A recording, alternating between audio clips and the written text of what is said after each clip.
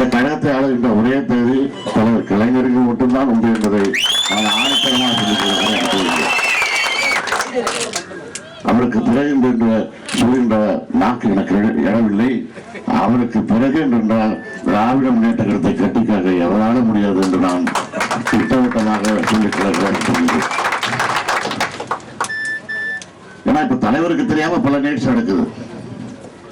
வேட்பாளர் பட்டியல் கூட கழக தலைவர் தெரியுமா, சும்மா உட்கார வச்சு இப்படி பண்றாங்களா, போன உடனே எவ்வளவு செலவு பண்ணுற, எத்தனை கட்சியை பத்தி கேட்கறது இல்லை, எவ்வளவு செலவு பண்ணுன்ற, 20 கோடி செலவு பண்ணா 10 கோடி செலவு பண்ண, இப்படி தான் கேள்வியா? அந்த கழகத்தை நண்பர்கள் பொதுமக்கள் எப்படி இருக்காங்க, நமக்கு ஆதரவா இருக்காங்களா?